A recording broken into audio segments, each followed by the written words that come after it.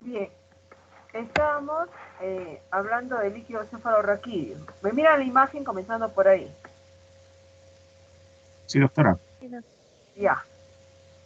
Entonces, cuando yo hago mi análisis de líquido cefalorraquídeo,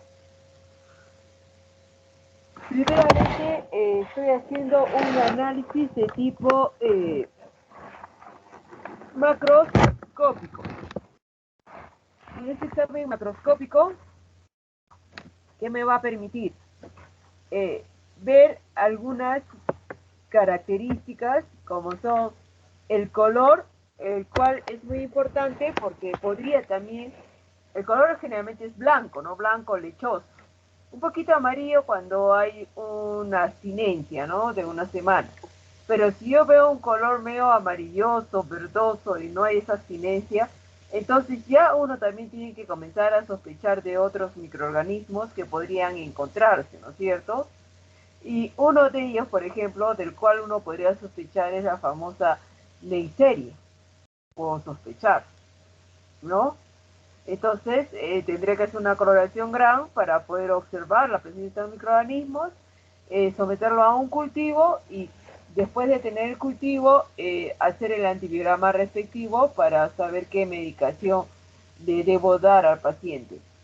También puedo hacer un análisis, un examen directo, ¿no es cierto?, en el cual yo podría ver, ¿no es cierto?, la presencia de una trichomona al final. Entonces eso lo voy a sacar con un examen directo. O puedo ver la presencia de hongos, ¿no es cierto? Entonces ahí, a ver un ratito, me estoy llamando a la doctora Chanelly, un ratitito, por favor. Aló, Chanelly, hijita, dime, mamacita. Chanelly, aló, Chanelly, ¿qué pasó? ¿Por qué? Esa no fue la idea. Ah, ya. Podría también ser, podría estar presente una levadura. Entonces, pero cuando se hace una levadura no puedo reportar un antibiograma. Ahí se le da un antimicótico, ¿no? Entonces, también tengo que yo investigar, ¿no es cierto?, hacer qué cosa, un cultivo que me permite detectar, ¿no es cierto?, qué tipo de microorganismo puedo tener. Pero no solamente eso voy en cuanto al color, sino que también voy en cuanto a lo que podría decir yo, ¿no es cierto?, la liquefacción, ¿no es cierto?, del espermatozoide. A ver, un ratito.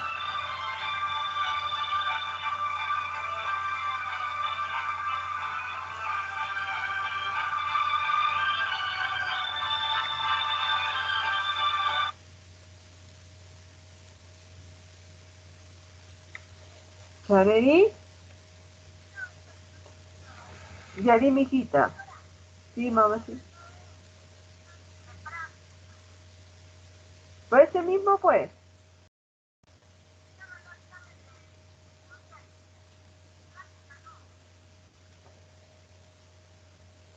Ah, ya. Ya, entonces después que termine clase te lo mando. ¿Estamos de acuerdo?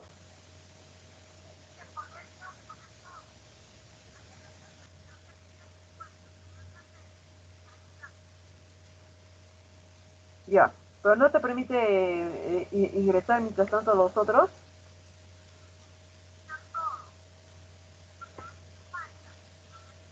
Ah, ya. Entonces ya te lo voy a mandar, madrecita. ¿Ya? Estoy justo en clase ahora. ¿Ya? Ya. Ya, Chani. Gracias, hijita. Hasta luego.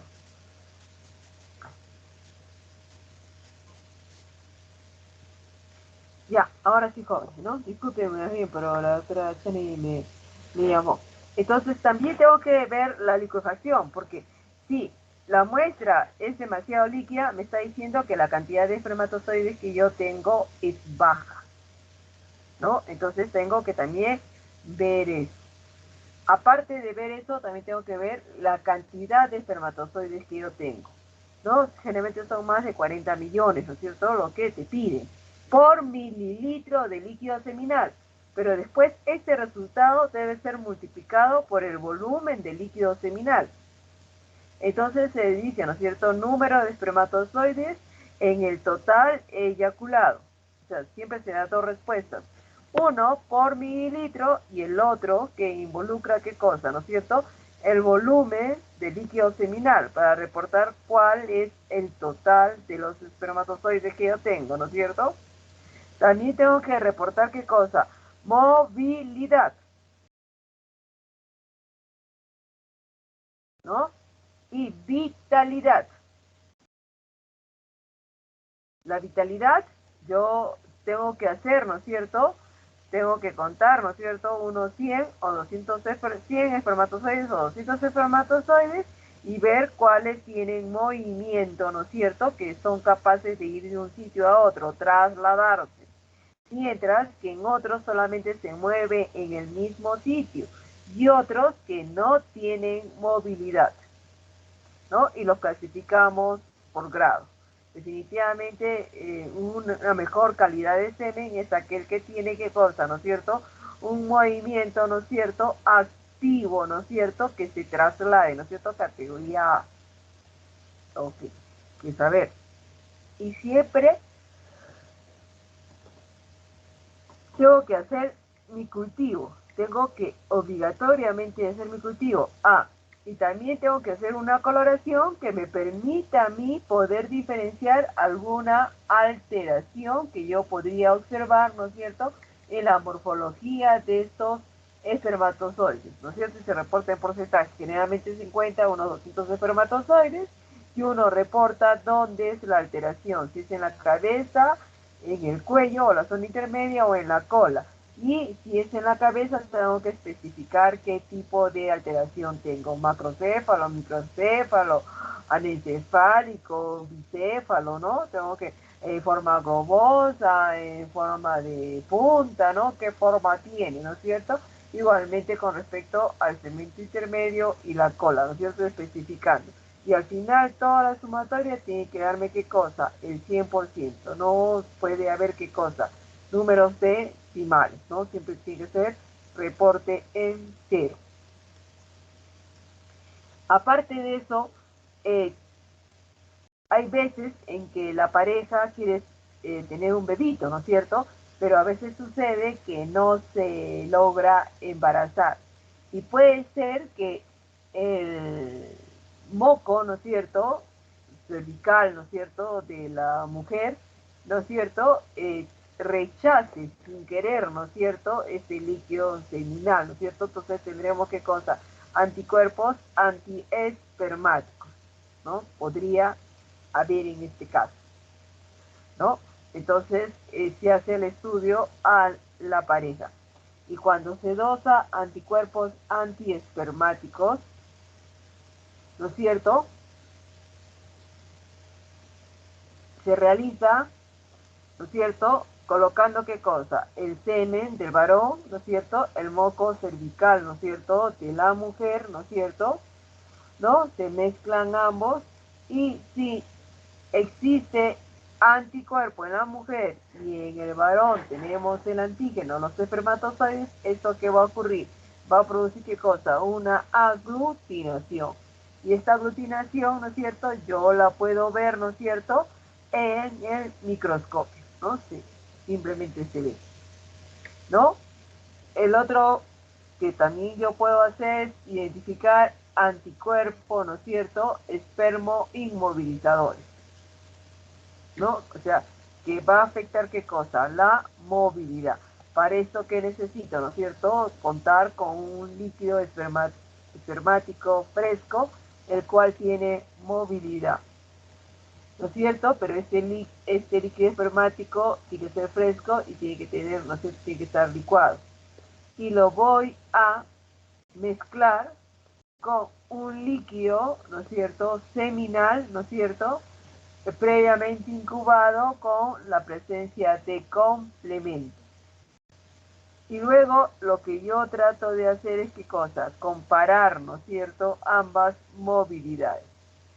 el líquido, el líquido seminal sin incubar versus, ¿no es cierto?, el semen incubado. Y yo voy a tratar de reportar el porcentaje, ¿no es cierto?, si es que existen o no existen, ¿qué cosa? Estos anticuerpos, ¿no es cierto?, espermo inmovilizadores, el cual afecta la movilidad de los espermatozoides. También se realiza determinación de ácido cítrico, ¿no es cierto? Hemos dicho que se hacía anteriormente lo que se denominaba fosfatasacia o fosfatasacia prostática, la cual actualmente ha sido, ¿no es cierto?, prácticamente ha dejado de ser en desuso la otra prueba para ahora dar hincapié a las pruebas de ELISA, ¿no es cierto?, que vendría a ser el famoso PSA, ¿no es cierto? Y este PSA me va a permitir saber, ¿no es cierto?, si hay un proceso inflamatorio o un proceso infeccioso.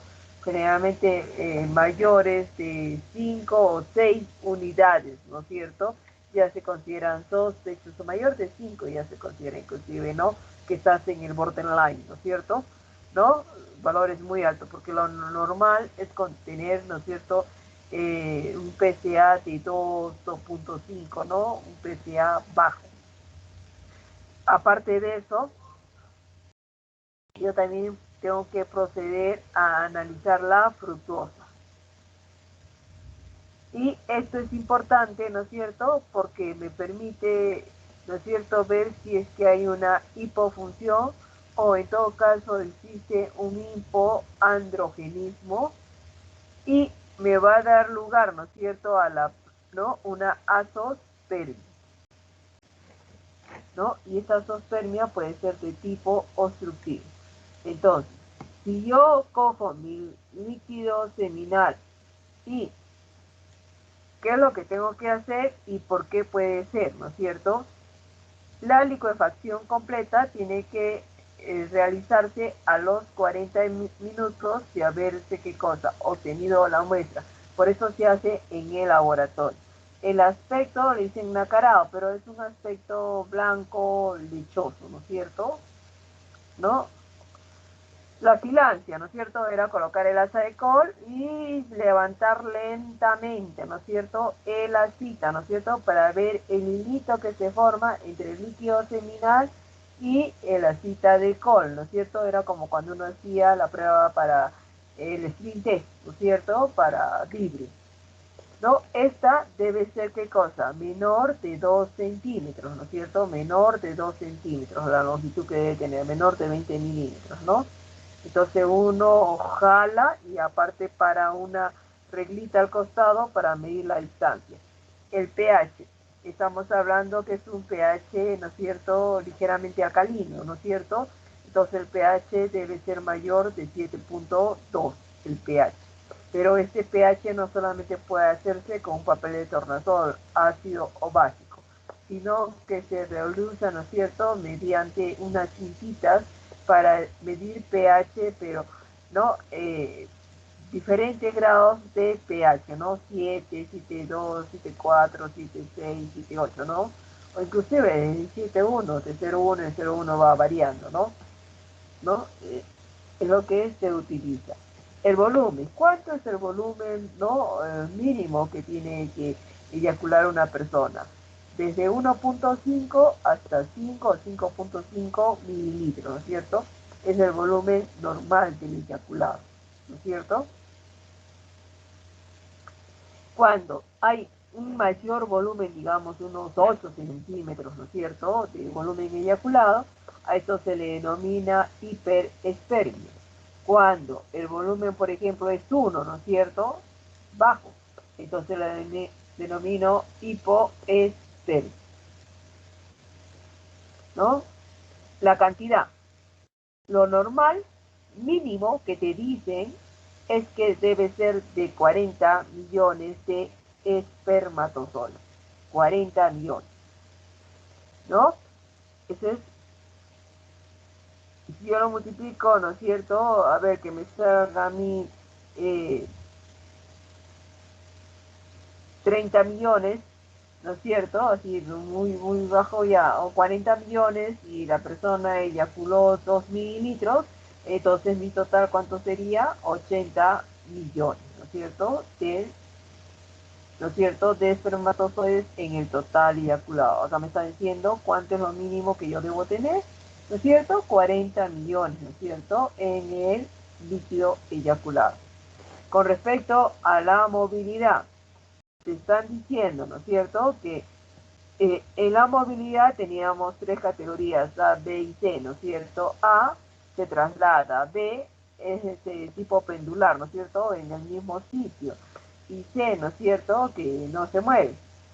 Entonces te dice, si tú sumas, ¿no es cierto?, la cantidad de los que se mueven, los que son activos, ¿no es cierto?, la movilidad de los que tienen movimiento, ya sea rápido o en el mismo lugar, esta movilidad tiene que ser superior al 50%.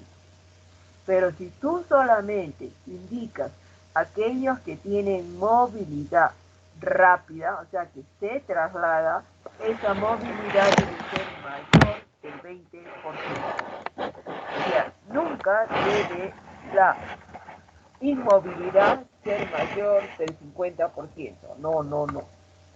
Eso astenospermia, ¿no es cierto? Cuando hay una menor, ¿no es cierto?, movilidad. La concentración por mililitro de líquido es 20 millones por mililitro. A ver, digamos que tengo 30 millones, ¿no es cierto? Ya.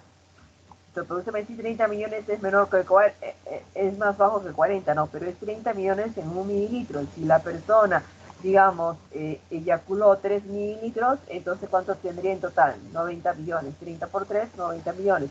Entonces sí está dentro, ¿no es cierto?, ¿no?, de lo normal. Ahora, ¿qué puede suceder? Que no tenga espermatozoides, ¿no es cierto? Entonces le digo que hay una azospermia, o que la cantidad de espermatozoides esté por debajo de 20 millones. Y ahí, ¿qué cosa se le denomina? Oligospermia, ¿no es cierto? Está más bajo de lo que debe de ser. Vitalidad. Vitalidad me indica, ¿no es cierto?, que aquellas formas, ¿no es cierto?, no teñidas con eosina, ¿no es cierto?, ¿no?, tiene que ser mayor del 75%. ¿No? Tengo que tener vitalidad, tienen que ser capaces de poder ser qué cosa, mover, deben estar vivos. Aunque sea en su sitio, pues tiene que tener movilidad, que si tiene. En cambio, cuando hablo de la morfología, ¿no es cierto?, alteraciones en cuanto a su morfología, porque lo puede haber hecho con una correlación de Rice, estas alteraciones no deben superar, no deben pasar el 30%, porque si se paso el 30% ya será una terato, ¿no es cierto? Terato es, ¿no?, cambios morfológicos, es decir, alteraciones morfológicas, ¿no? ¿No es cierto?, teratospermia, ¿no? Entonces yo tengo que saber, ¿no es cierto?, y cuál es lo normal que yo debería encontrar, ¿no es cierto?, ¿no? Cuál es el rango que uno se maneja. Las pruebas son completamente sencillas, son completamente fáciles de poderse hacer, ¿no? Y siempre teniendo presente que el recuento de los espermatozoides involucra que yo estos espermatozoides tengo que contarlo en los 9 cuadrantes, no solamente en uno. Y que se le echa qué cosa, formol y bicarbonato de sodio, porque a mí no me conviene que se mueva para poder hacer el conteo, ¿no es cierto? Los necesito qué cosa, que sean inmóviles. Como hablamos de millones, entonces la dilución que yo debo emplear debe ser 1 en 100, ¿no es cierto?, la dilución que uno emplea. Esto se hace en una cámara de Neubauer. En cambio, cuando yo investigaba líquido cefalorraquídeo, también contaba los 9 cuadrantes. ¿Con qué? Con la finalidad de encontrar, ¿no es cierto?, tener una mayor probabilidad de encontrar qué cosa, ¿no es cierto?, células. Definitivamente, porque se recomienda que solamente son 5, ¿no es cierto? Pero ahí no hago ninguna dilución, porque la cantidad es completamente baja, a no ser que haya una pleocitosis, ¿no es cierto? Y esta pleocitosis puede ser de 1000 a 5000 células. En este caso, ya si entro a hacer qué cosa, diluciones, y generalmente la dilución que se realiza es 1 en 20, ¿no es cierto? Como los glóbulos rojos, porque digo de 1000 a 5000 se parece el conteo aquí a los glóbulos blancos, entonces la dilución que se emplea es 1 en 20. Acá estamos hablando de millones, entonces se parece aquí a los glóbulos rojos, por eso la dilución radica en 1 en 100, pero siempre contando qué cosa, los 9 cuadrados. Con respecto al cultivo, ¿no es cierto? Entonces, cuando se recolecta, por eso te dicen que no, que si lo recolectas tiene que ser en un frasquito, ¿qué cosa? Estéril. Y por supuesto que tengo que hacer mi coloración de grano. Y cuando yo voy a sembrar, toda muestra de líquido seminal se siembra en un agar sano, ¿no es cierto? Porque puede haber un proceso infeccioso, un estafilococo, ¿no? Pero yo también puedo sospechar, ¿no?, la presencia de una neisseria, y la neisseria no me va a crecer, o el crecimiento va a ser completamente escaso si yo lo coloco, ¿no es cierto?, en una sangre. Entonces, en este caso, lo colocaré en un chocolate dándole las condiciones de 5% de CO2, ¿no? Acá no necesito un taller Marte, porque se supone que el líquido seminal es completamente estéril, ¿no? No necesito el líquido seminal, no es como que yo analizara esta bacteria, ¿no es cierto?, en el flujo vaginal de una mujer, que ahí sí tiene una flora acompañante y ahí sí le tengo que poner el taller Marte, ¿no es cierto?, puesto que tiene, ¿no es cierto?, trimetopin, ¿no es cierto?, tiene nistatina, ¿no?, tiene vancomicina, ¿no?, para poder tratar de que sulfametocresol, para tratar de inhibir la flora acompañante y que solamente me puedan crecer estos microorganismos. Pero siempre recordando que tengo que ponerle CO2, mientras que lo que yo siempre voy a dar sangre no necesito CO2, eso va directamente a la estufa. También procederé a sembrar en un manitol, por si acaso sea, ¿no es cierto?, un coco gran positivo, ¿no? Puede ser que yo puedo tener, ¿no es cierto? Y siembro en una placa de agar saburó, por si acaso yo pueda tener un hongo, ¿no? Puedo tener. La trichómona no la voy a cultivar, esa la saco por el examen, ¿no es cierto?, de tipo directo, definitivamente, ¿no? Entonces, también pues, pongo un KF por si acaso, ¿no es cierto?, tenga un enterococo, ¿no? Entonces procedo a sembrar en estos medios. Y lo dejo por 48 horas, ¿no? Sobre todo el chocolate, mientras que los otros los puedo ver al día siguiente. Y veo dónde ha crecido, ¿no es cierto? Y hago mis pruebas para poder hacer identificación.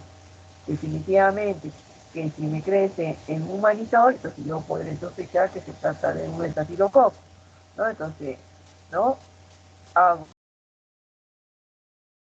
¿no?, para confirmar que se trata, procedo a hacer la prueba de catalasa para confirmar que realmente tengo que cosa, un estafilococo. Y una vez que yo ya comprobé que tengo un estafilococo, ¿qué tipo de estafilococo tengo, no es cierto?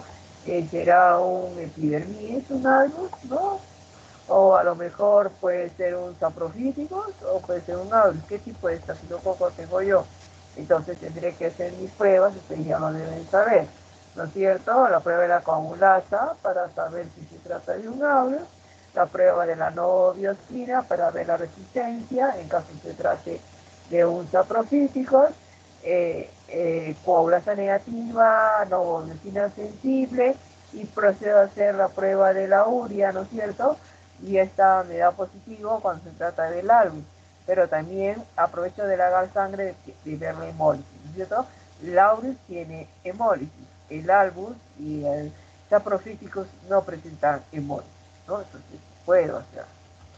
Y puede ser que no me crece manitol, pero yo veo cocos gram positivos, entonces yo puedo sospechar de quién, de un estreptococo. Entonces hago la prueba de la catalasa y si esta sale negativa, entonces viene la duda qué tipo de estreptococo puedo tener. El estreptococo que generalmente se encuentra es el de tipo Piógenes, ¿no es cierto? No, es de la Galaxiae, el tipo B, ¿no es cierto? De la Galaxiae, el de tipo B, que es parte, ¿no es cierto?, de la mucosa, ¿no es cierto? Y también puede encontrarse un enterococo, definitivamente. Entonces, ahí como diferencio uno de otro, porque la Galaxiae va a ser siempre factor campo positivo, siempre va a ser qué cosa, campo positivo, y hago la prueba de vacitracina y esta vacitracina va a salir resistente y no me va a crecer en un medio que tenga cloruro de sodio al 6.5%, o sea, no me va a crecer en KF. Mientras, y la hidrólisis de la ipurate es positiva. Mientras que si se trata de un enterococo, me sale resistente la bacitracina, no es factor CAM, no es factor CAM, ¿no es cierto? Negativo el factor CAM, pero sí me crece en KS, porque me resiste, ¿qué cosa? ¿No es cierto? El cloruro de sodio 6.5%, me resiste. No, podría ser también la prueba de la bilis masculina, ¿no? Y definitivamente va a salir positivo, ¿no? Va a salir. Pero, ¿para qué hacerlo tan largo? Más fácil es colocar en un KF, y si no tuviera un KF, en un medio que tenga cloruro de sodio 6.5%, como puede ser un BHI, ¿no? Entonces determino si tengo o no tengo un estreptococo. Si tengo una levadura positivo, ¿cómo saber que se trata de una cándida? Porque le hago la prueba de fermentación de la glucosa, porque las únicas levaduras que fermentan la glucosa es el género cándida. ¿Y cómo saber que se trata de una albicans? Fácilmente, porque esta sale la prueba del tubo germinativo positivo. Mientras que, por ejemplo, podría haber también una Candida cruzae, que es responsable, por ejemplo, también de infecciones urinarias, ¿no? De aquellos que producen infecciones urinarias, ¿no es cierto? También puede encontrarse, ¿no es cierto?, esas bacterias en el líquido seminal, ¿cierto? Podrían encontrarse, porque es el mismo conducto, ¿no? Entonces, ahí hago la prueba de la urea. La urea es positiva para la Candida cruzae, mientras que la Candida albicans es negativa, pero tiene la ventaja de ser, ¿qué cosa?, tener tubo germinativo positivo, ¿no? Es colocar, ¿no es cierto?, la levadura, ¿no es cierto?, en un poquito de caldo con suero sanguíneo, dejarlo unos 4 horas a la estufa y después hacer un examen directo y ver esa prueba del tubo germinativo. Como he dicho, que también son responsables de producir infecciones urinarias, ¿no es cierto?, y que es el mismo conducto, el mismo trayecto, ¿no es cierto?, que tenemos los conductos. Entonces, también tendré que investigar algunos microorganismos gram negativos, ¿no es cierto?, ¿no? Entonces, también siembro en un maconque definitivamente. Y sembrando en un maconque me crece, entonces yo veo que tengo bacilitos gram negativos y después procedo a realizar, ¿no es cierto?, la identificación, ¿no es cierto?, ¿no?, por trigo, ¿no es cierto?, sabiendo que lo primerito que yo tendría que ver qué cosa es, ¿hay o no hay ácido sulfídrico? No hay ácido sulfídrico, entonces ya se eliminó la Edwardiana, la salmonella no va a estar ahí, así que ya se fue. La Arizona tampoco va a estar ahí, también ya se fue. Y el Proteus, ¿no? Bueno, dependiendo, ¿no? Porque hay unos que la providencia de Regueri la tienen dentro del Proteus y otros que no. Entonces podría, que dejemos que se quede, ¿no? Ya, y después procedo a ver, ¿no es cierto?, aquellos que desaminan la lisina. Y si desamina la lisina, definitivamente es el grupo Proteus, Providencia y Morganella. Y si no, ya quedan eliminados toda esa tribu, ¿no? De ahí procedo a hacer las pruebas de la lactosa, si fermentan o no fermentan la lactosa. Si fermenta la lactosa, podría tratarse de una coli, la shigella ya queda descartada y tampoco no va a tratar la shigella definitivamente, ¿no? El Enterobacter, puedo tener K sobre K o K sobre A, así que todavía permanece. La Klebsiella también permanece porque es un K sobre K, y la Serratia, ¿no es cierto?, también puede permanecer. Entonces, ¿cómo sacar, ¿no es cierto?, de quién se trata? Fácilmente, porque hago la famosa prueba del INDI. Y el E. coli siempre va a dar menos, menos, más en el INDI. Mientras que el Enterobacter, la Klebsiella y la Serratia me da más, menos, menos, ¿no? Pero siempre el indol es variable, ¿no es cierto? Como que puede dar positivo o podría dar negativo. Y la Serratia se saca fácilmente porque cuando crece tiene un pigmento medio anaranjado, ¿no es cierto? La colonia, ¿no es cierto? Que me permite sacar. La Klebsiella también yo la saco fácilmente, ¿no es cierto?, por la abundante producción de gas y porque también es inmóvil, ¿no es cierto? Es inmóvil la Klebsiella, ¿no? Porque ya, como les digo, la shigella ha sido completamente eliminada de acá.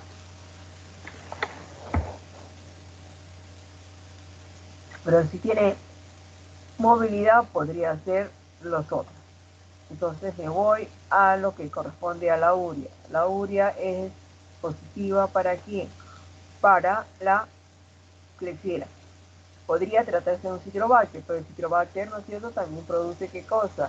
Ácido sulfídrico, por eso también queda ¿qué cosa? Completamente eliminado, ¿no es cierto? Porque comenzamos a eliminar para ver con qué tipo de microorganismo me estoy quedando, ¿no?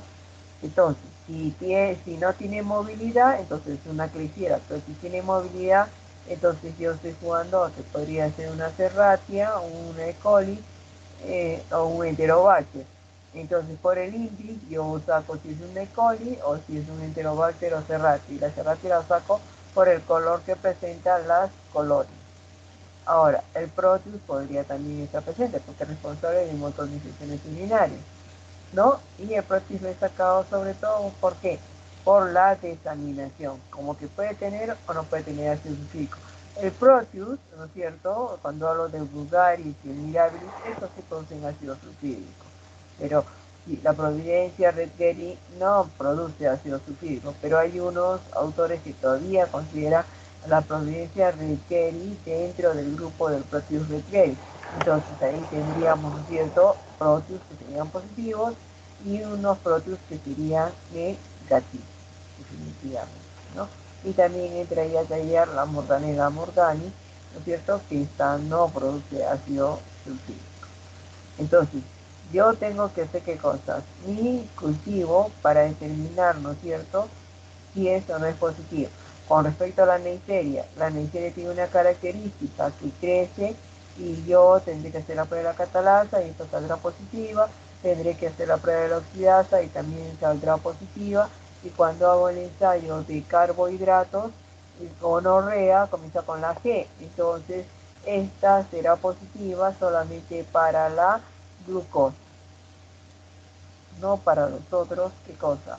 Carbohidratos, ¿no? Entonces también procedo a sacar, ¿no es cierto?, la especie, ¿no?, determinada que se trate de una gonorrea. Y tengo que definitivamente hacer los antibiogramas, ¿no?, porque todos estos tienen que salir con su antibiograma respectivo. Y se pondrá, pues, ¿no es cierto?, eh, eh, penicilinas, de hecho que se tiene que entrar, ¿no es cierto?, y tendré que poner aquellos, ¿no es cierto?, que beta-lactámicos, ¿no es cierto?, antibióticos beta-lactámicos que son las penicilinas, pero también tienen que ir con inhibidores, ¿no es cierto?, de las beta-lactamasas. O sea, me estoy refiriendo que ya no solamente voy a poner, ¿no?, una ampicilina, que es una beta-lactámico, ¿no es cierto?, sino que tendré que poner una ampicilina, por ejemplo, con sulfatán. O tendré que poner una amoxicilina con el ácido clavulánico. O tendré que poner, ¿no es cierto?, si hablamos de gram positivos, ¿no es cierto?, una astreona, ¿no? Tengo que colocar. la vancomicina solamente se da para casos, pues, ¿no? O sea, infecciones hipotecémicas generalmente, ¿no? Infecciones urinarias muy fuertes donde ya no hay otro antibiótico que pueda jugar un rol, ¿no es cierto? Y de ahí también tendría que poner qué cosa. Eh, eh, Personas que a lo mejor son alérgicas, ¿no es cierto?, a las penicilinas, entonces tendría que poner, ¿no es cierto?, las eritromicinas, una acitromicina tendría que estar ahí, ¿no? Una claritromicina, ¿no? Por si acaso tenga pacientes que sean, ¿qué cosa?, ¿no es cierto?, resistentes, ¿no es cierto?, a las penicilinas, porque si son resistentes a las penicilinas, también tienen, ¿no es cierto?, una equivalencia también semejante de acción frente a la cefalosporina. Y ahí tengo que poner, ¿no es cierto?, las famosas quinolonas, ¿no es cierto?, los quinolonas. O sea, estoy hablando que tengo que poner, por ejemplo, una ciprofloxacina, una norfloxacina o una levofloxacina, ¿no? Tengo que poner, eh, tengo que poner unas tetraciclinas, ¿no es cierto? Se pone tetraciclinas y aminoglicosios, ¿no es cierto? ¿No? Como aminoglicosios, generalmente entra la micacina y la gentamicina. Y tienen también otros medicamentos, como puede ser, ¿no es cierto?, un clorofenicol, una nitrofurantoína, una fosfomicina, ¿no? Que tienen que ir, ¿no? Entonces son esos antibióticos los que tienen que ir, ¿no es cierto?, para acompañar, ¿no es cierto?, el resultado y el médico evalúe si continúa, ¿no es cierto?, con el antibiótico que comenzó a darle. Cuando uno atiende a un paciente y todavía no tiene un cultivo, manda a hacer el examen y después le dice que tome tal medicación. Eso se denomina tratamiento empírico, ¿no es cierto? Le estoy dando una medicación al paciente sin tener todavía, ¿no es cierto?, el diagnóstico de el urocultivo. Entonces, cuando salga el urocultivo de acá a 3 días, ¿no es cierto?, yo evalúo ese cultivo, porque a lo mejor tiene una sensibilidad intermedia, que significa que se tiene que dar a dosis alta. Pero si existen medicamentos, ¿no es cierto?, los cuales sí son sensibles, entonces se cambiará, ¿no es cierto?, la medicación, ¿no es cierto?, por aquellos medicamentos que son sensibles, ¿no? Entonces, un examen, ¿no es cierto?, de líquido seminal, ¿no es cierto?, involucra hacer todas estas pruebas, ¿no?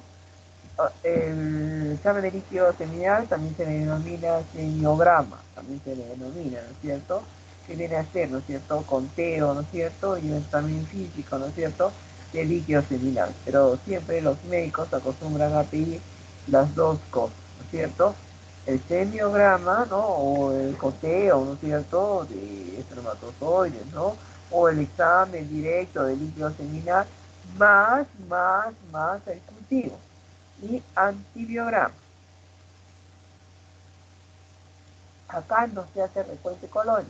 El recuento de colonias solamente se lleva a cabo cuando te piden el examen de orina. Acá no hay recuento de colonias, ¿no? Entonces, uno tiene que proceder a trabajar cerca del níquel, ¿no? Para poder ver, ¿no es cierto?, para que mi muestra tampoco se vaya a contaminar, ¿no?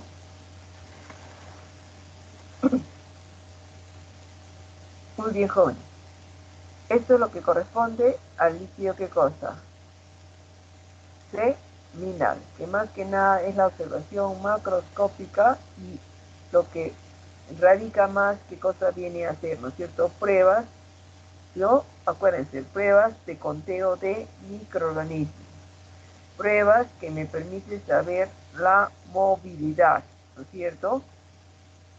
Para el conteo tienen que ser inmóviles, ¿no? Yo a propósito lo tengo que inmovilizar y contar en la cámara de un vago. La movilidad no le hago nada, ¿no es cierto? Yo coloco, ¿no es cierto?, mi líquido seminal, mi figura de objeto y procedo a observar.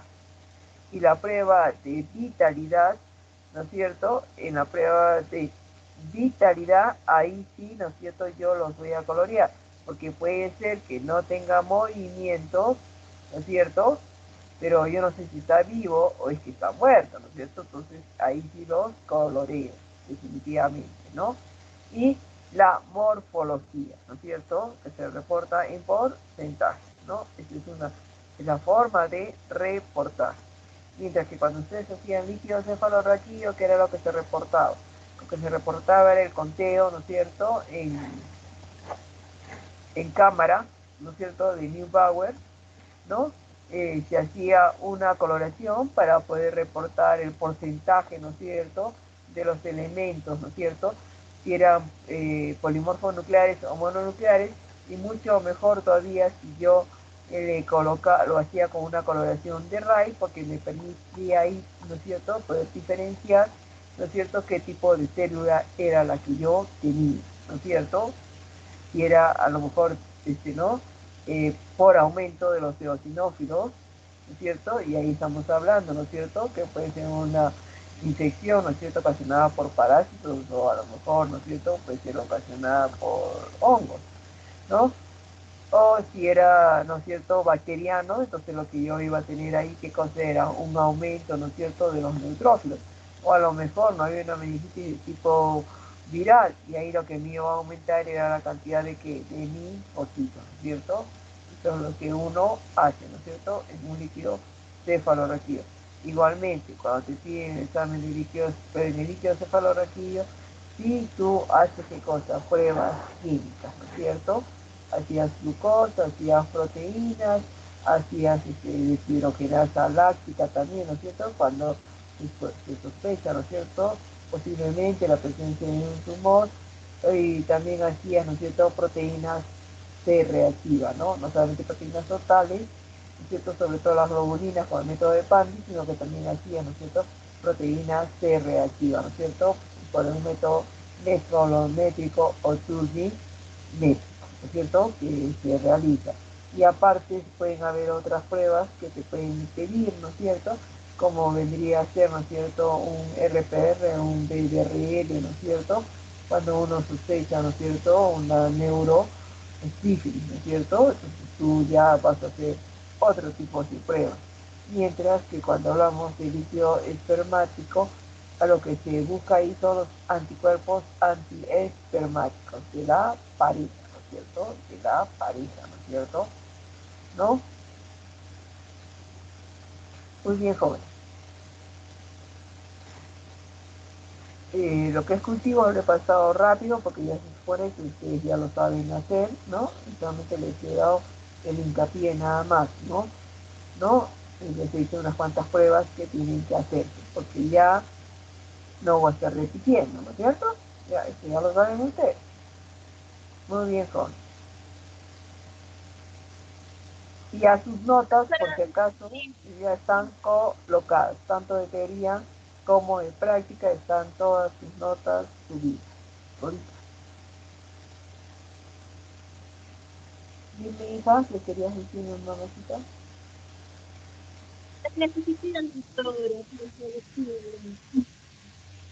¿Qué?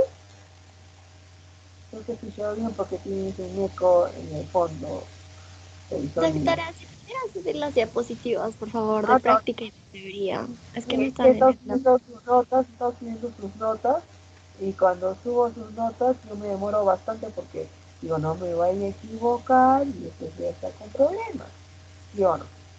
Entonces, voy subiendo de poquito en poquito, voy subiendo creo que de 8 en 8, ¿no es cierto? Y revisando bien, subo 8, le doy grabación, tal, después otra vuelta, otros 8, le doy grabación y así, ¿no? Y lentamente, ¿no? Porque imagínense que me equivoque, en un solo nombre que me equivoque, tengo equivocación para todos los demás. ¿Se dan cuenta?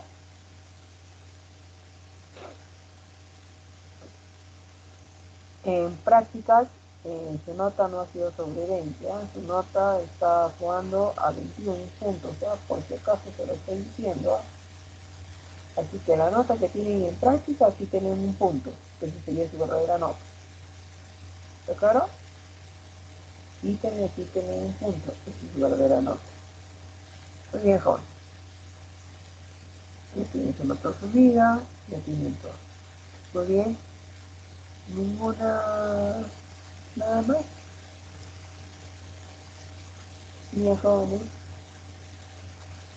Que tenga Un bonito, una bonita tarde. Hasta luego, doctora, cuídese. Hasta luego, doctora. Ay, cuando yo hacía esa práctica era bonita porque los donantes eran los jóvenes, ¿no es cierto? Cuando hacía práctica, pues, ¿no? Siempre era una práctica, pues, de 14 alumnos, nada más, ¿no? Entonces, los jóvenes eran los voluntarios que juntaban su propia muestra, ¿no? Y ahí comenzaban a contar, pues, ¿no? A ver, ¿no? Si había un varón en el grupo, entonces, ¿no? Ese varón con su grupito, ¿no? De 3 o 4 personas analizaban todas las pruebas, ¿no es cierto? Y veía, pues, ¿no? La calidad de espermatozoides que tenía. Porque no se puede trabajar pues, con un líquido seminal, ¿no es cierto? Recolectado desde la mañana. No se puede, ¿no? Y todos emocionados veían, ¿no? ¿Cuánto era su reporte?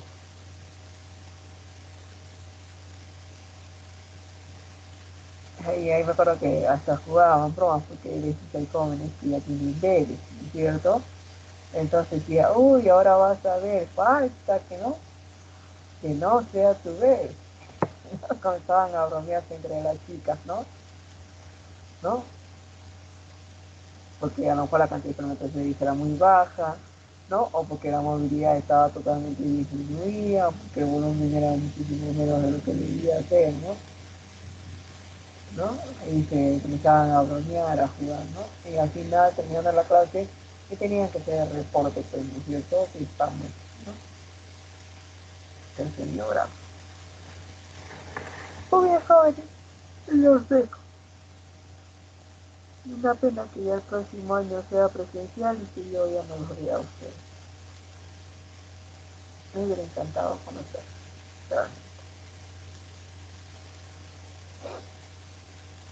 Pero cualquier cosita, yo siempre estoy en el cuarto piso, ¿no? En el ambiente donde yo siempre trabajo prácticas, siempre en el cuarto piso, en el H403, el laboratorio grande, ¿no? Pues así sencillo todavía, ¿no? O si ya no se le habrán hecho una invitación, ¿no? Pero era el laboratorio más grande, ¿no? Ahí siempre estoy en las tardes. Cualquier cosita, muy bien, ahora sí los dejo. Ya llegamos todos tranquilitos. Cuídense. Ok, doctora. Hasta la próxima semana. Hasta la próxima semana.